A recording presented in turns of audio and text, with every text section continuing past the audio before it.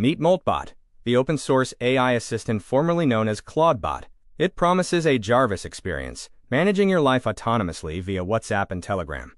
While the software is free, monthly running costs hit $25 to $75. Is this the future of productivity or a major security risk? So there's this new open-source AI assistant that is just taking the internet by storm. It's called Moltbot, and it's promising to be like a real-life Jarvis. It's getting a ton of buzz, and, well, a whole lot of controversy, too. So in this explainer, we're going to cut right through all that hype and break down the real promise, the hidden costs, and the absolutely critical risks you need to know about. And look, the hype is not an exaggeration. We're talking about a tool so powerful that tech veterans, like a former VP at Facebook, are saying it's the biggest leap forward since ChatGPT itself. I mean, that is a massive claim. This is an AI that doesn't just chat with you, it actually acts on your behalf.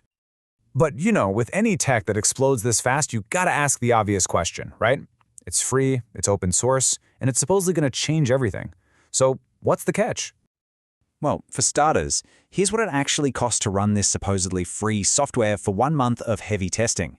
$47. Yeah. All of a sudden, free starts to look a little different, doesn't it?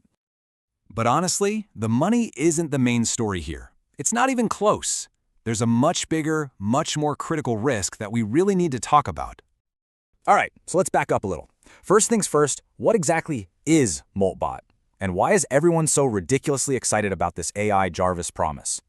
See, unlike ChatGPT, which pretty much just responds to your prompts, Moltbot is a proactive assistant. You host it yourself, you connect it to your apps, and it can actually do things for you. We're talking sending emails, scheduling meetings, even unsubscribing you from annoying newsletters.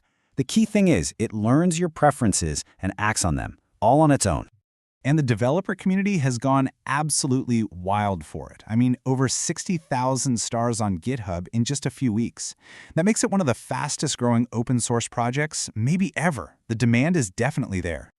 But when something grows that fast, things can get pretty chaotic.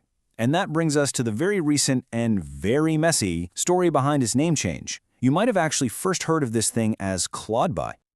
This timeline just captures the chaos perfectly. It all started on day one when Anthropic, the company behind the AI model Claude, had some trademark issues with the name Clawdbot. So by early morning on day two, the creator renames it to Moltbot. But just minutes later, scammers grabbed the old social media handle and started pushing crypto scams. And by day three, the problem went from a branding headache to a full-blown security crisis. Researchers started finding hundreds of users' servers dangerously exposed online.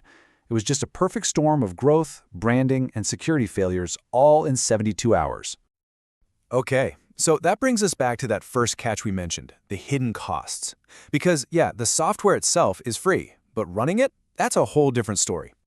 The really crucial thing to see on this slide is where your money is actually going. Sure, the software is free, and yeah, server hosting can be pretty cheap. The real cost is the AI model. Every single thing Moltbot does needs an API call to a powerful model like Claude.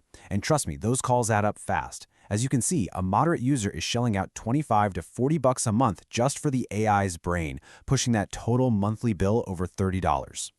And this chart really puts that cost into perspective. A moderate Moltbot user is paying almost double what you'd pay for a standard ChatGPT Plus or Claude Pro subscription. So while Moltbot offers some pretty unique powers, it's a huge reminder that free and open source does not mean free to run. Okay, now let's get to the most important part of this review. Seriously, forget the cost for a minute. Let's talk about the critical security risks. 780. That's the number of misconfigured Moltbot servers that security researchers found just exposed on the public internet. Over 780 cases where users accidentally leaked their API keys, their private conversations, their login credentials, just out there for anyone to find. This quote from researcher Jameson O'Reilly really just drives the point home.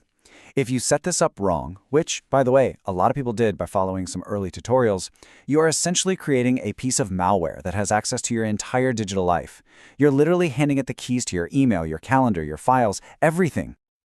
Now look, it is possible to use Moltbot safely, but it takes serious technical know-how. This slide lays out the absolute essential security rules. The big ideas here are isolation, run it on its own machine totally separate from your personal computer.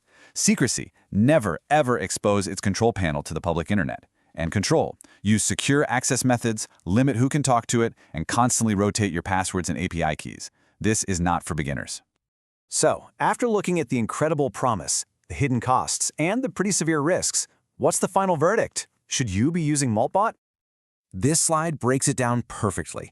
If you're a developer or a tech-savvy user who gets server security and you love to tinker, this could be an absolute game changer for you. But, and this is a big but, if you've never used a command line, if you're expecting a simple app, or if you can't risk your data getting out, you should absolutely skip it, at least for now.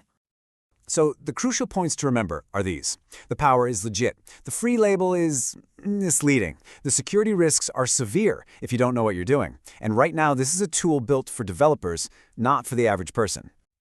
Moltbot gives us this fascinating and, yeah, kind of terrifying glimpse into the future of a truly autonomous personal AI. The tech works, it really does, but it also brings up this huge question. Is this the future we're all heading toward, or is it a future that we, as regular users, just aren't ready to manage safely yet?